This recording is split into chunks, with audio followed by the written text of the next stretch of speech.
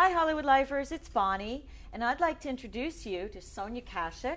And Sonia is an incredible beauty expert and celebrity makeup artist, and she is a makeup creator. She has her own line of makeup products and makeup accessories, and we're showing them to you here. And she does this for Target, which is incredible that they are so reasonable.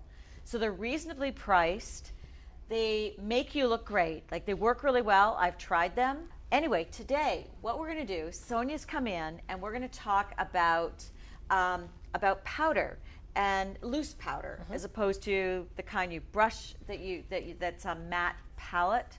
So this is loose powder, and I've always been a fan myself of loose powder, and it turns out that Sonia's a big fan of it too. And I've always thought that, you know, finding the right loose powder that matches your complexion is really important.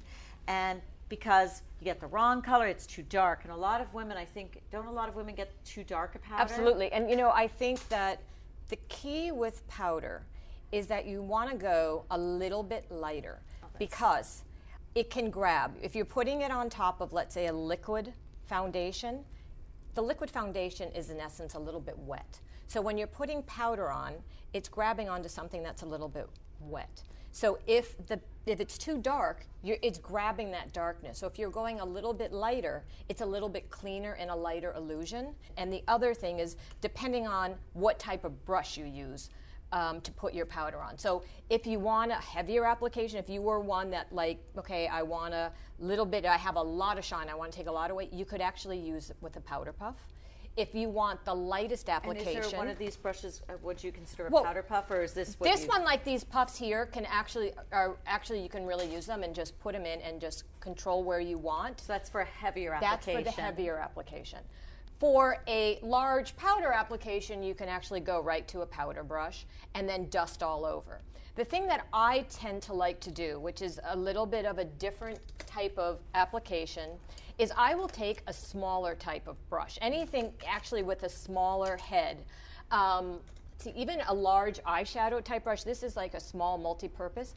And I like to use this with loose powder because it targets a specific area. So a lot of times I want to leave some sheen on the cheeks itself, on the cheekbone, because it's this beautiful sheen that can happen. So I might want to make sure I get a way of it around the nose or here or in the T-zone, but I want to leave sheen in other places. So there's ways to actually work things and to think about using tools in different ways. So what I think we should do is, I'm going to touch up foundation a little bit and show you how I think is the best way to apply the powder and to control it where it still looks fresh.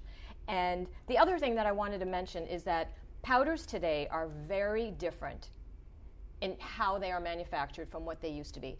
They're no longer going to give you that matte, chalky look. I think every brand has these beautiful loose powders that are airy and that you don't see it sitting on the skin. And that's why I thought it was really important for us to talk about it, because it is such a nice light application, loose powder, and it makes you much more glowy than those heavier matte powders. Absolutely. You see through. I love radiant, dewy skin. I think there's nothing more beautiful.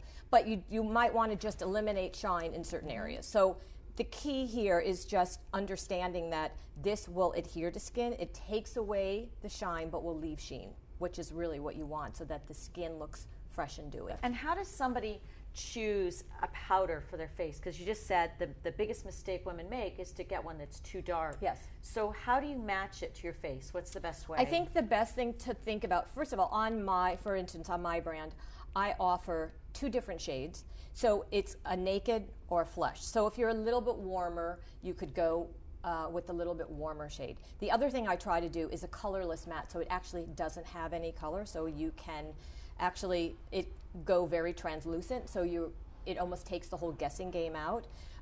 But I guess the rule of thumb is, in general, go a little bit lighter than what you would normally think. So oftentimes women think, I have light skin, I go for a light shade. And what I tend to find most often is I will move women 2 to 3 shades warmer than what they really think. So I think it's always a little bit of a hard judgment call to try to eye your color.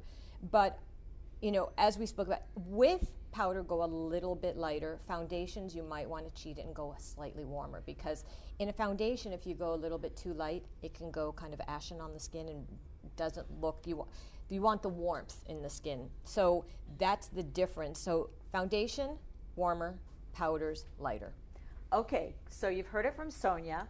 Now, the next thing that we're going to do is Sonia's going to put a little makeup on me. And so take a look at me now. I have very little makeup on and I'm shiny. And so this is my before look, and then Sonia's going to put a little makeup on me, and she's going to put the right powder color, which, as she's just told you, is a little lighter than the foundation she'll use, and then you're going to see what I look like. So Bonnie was really shiny, and so I'm just dusting a little bit with the large powder brush that I talked about, one of the tools that you can use to put powder on with, and I'm dusting it just a little bit. And the thing that you can see is, because it's a very light sheer powder, which is what Bonnie loves, you're still seeing the texture of the skin come right through, and it doesn't look like it's flat and matte, and it just takes away all of that overly shininess but leaves a beautiful sheen. So the key with makeup, I think, is that with foundation you put tone into the skin, and with blush you give it brightness. Now that I've put the blush on, I've decided, okay, I'm going to go on and I'm just going to soften that blush up just a little bit. So I'm going to go back to my powder and use a little bit more of a denser brush and just take a little bit of that powder, and it just softens up those edges, and just dust a little bit of powder over all blush. I'm just throwing on just a little bit of just a really good natural lip color, just to complete the look a little bit without looking overly done, and just throwing again a little bit more. It's almost like your own lip color, but just pumped up just a little bit. So it's one of those colors that I kind of think of as a universal color that looks good on everyone. Now you've seen and you've heard how important loose powder is, and how you should look for a shade that's a little bit lighter. So now read the post and look at the pictures, because we're going to tell you what the colors are that Sonia used on me today, and also her suggestions if you've got darker skin, because I'm pretty fair skinned. And so read our text and look at the pictures, because you'll see the products, and then you can read about what color to get for you. Thank you so much, Sonia. Thank you, Bonnie. That was fun. It was really fun. Thanks for all your tips. And please come and visit us again at Hollywood Life. I'd love to be back here. I love Hollywood Life. Thank you. Bye, Hollywood Lifers.